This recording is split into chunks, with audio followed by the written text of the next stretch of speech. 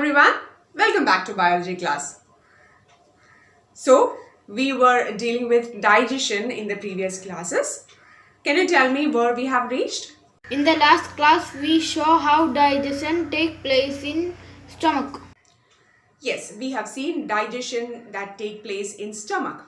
Now, after stomach, which is the next part that comes? The part that follows the stomach is the small intestine. Can you look into the picture of the digestive system and tell me which all organs are opening into the small intestine? Or which all organs release their secretions into the small intestine?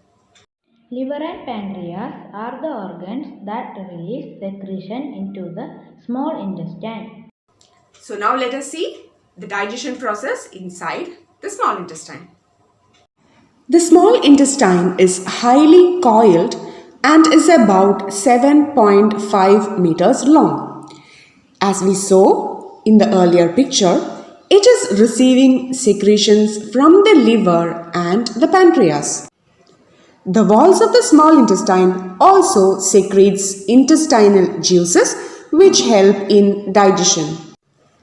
Liver is the largest gland in our body.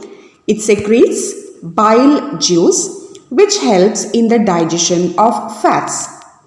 The bile that is produced is stored in an organ called the gallbladder. The next organ which opens into the small intestine is the pancreas. It produces pancreatic juices that break down carbohydrates, fats, and proteins into simple forms. The partly digested food then reaches the lower part of the small intestine. Here, the walls of the small intestine produces some digestive juices. These intestinal juices completes the digestion of all the components of food, that is, carbohydrates, fats, and proteins. Carbohydrate is broken into the simplest form called glucose, fats into fatty acids and glycerol, and proteins into amino acids. So now, the digestion is completed in the small intestine. The next step is absorption. Absorption takes place in the small intestine itself. The digested food passes into the blood vessels through the walls of the small intestine. This process is called absorption. The inner walls of the small intestine have thousands of finger-like outgrowths or projections called villi. This is the picture of the finger-like outgrowth called villi. You can see blood vessels within it. Let us see the functions of villi. The villi helps in increasing the surface area of absorption of the digested food. It has a network of thin and small blood vessels. The surface of the villi absorbs the digested food. So, the digested food will be absorbed by the villi and the blood vessels inside the villi will be taking it to different parts of the body. This process of using the different nutrients for various purposes in our body is called assimilation. You know that glucose, the simplest form of carbohydrate, is broken down to release energy. The undigested waste that is left after digestion enters into the large intestine. Now let us see a video which explains the digestion and absorption in small intestine. Small intestine.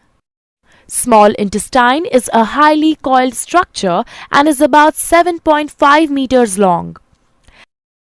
As soon as the small intestine receives food from the stomach, the digestive juices from liver and pancreas are mixed into it.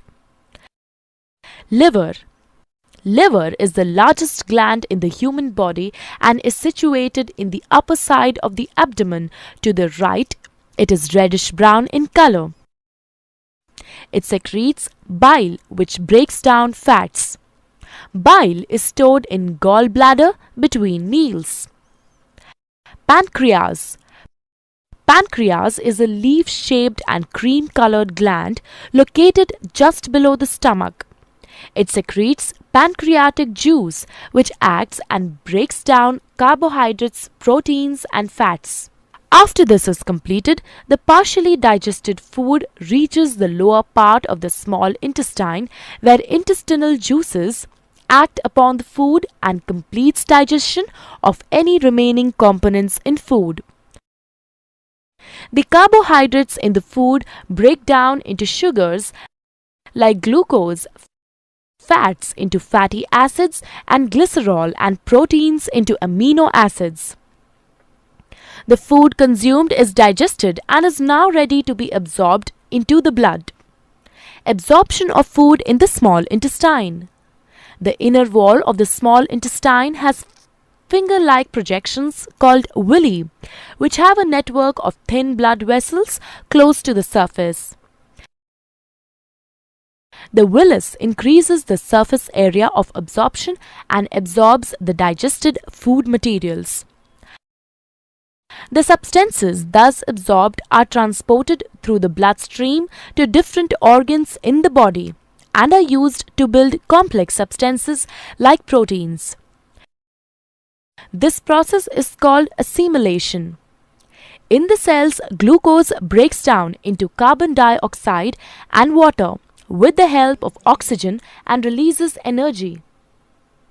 The undigested and unabsorbed food enters the large intestine.